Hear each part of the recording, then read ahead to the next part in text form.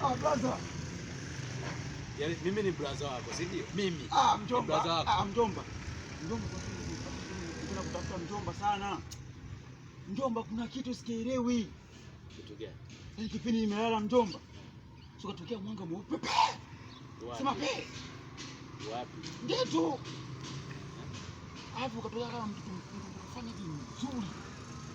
Anasema eti nitafute maisha mjomba. Tukaanza kuyajenga pale masaa kama mawili hivi. Mimi sina kuelekeza. Unacheka tena mjomba? Unacheka? Haya. Ndio mweupe. Ampa kwenye mwanga kama movie. Sema kama movie. Kama movie. Wewe ongea kama movie kivipi? Kama movie. Yeah. Ametokea mtoto mzuri. Nasi ni Sagodi. Nasi Sagodi. Sagodi nani? Mungu. Mchezo Mungu yule, nakamkaza Mungu. Sema Mungu. Kama siara mjomba. Iko aje? Ndio, sasa ni yangu. Bwana kwambia. Si yangu. Hivi mjomba. Kwa hiyo wewe siku ile tuliongea habari za kuacha kuvuta bangi. Bangi gani? Kwani wewe unavuta bangi gani? Sivuti bangi. Sivuti bangi. Hivi kweli kwa hali ya kawaida unaweza kumweleza mtu kwamba umeonana na Mungu leo live? Shida nyie, hauna imani.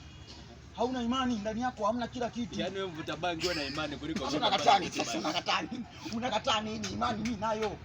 Mimi kitu mtoto nasali Jumatatu nasali. Kanisa langu. Unajua mjomba unakoelekea unaenda kuchanganyikiwa wewe. Siwezi. Ni wewe tu. Maana kana wako mjomba. Kwa sababu kila siku nimekaa nikikukanya kwamba achana na msamaha. Lakini hutaki kusikia. Sasa mimi matokeo yake haya, sasa unakuja kuniambia kwamba sasa hivi umeonana na Mungu live. Wewe Mungu namjua anaonekana kwa umbo lipi? Kwa kike.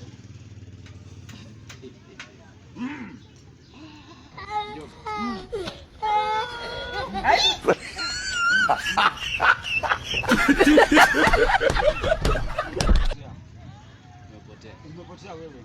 Sina kuelekeza. Sio unajua mjomba sawa? Wakati mwingine mimi naomba na yaani usije kama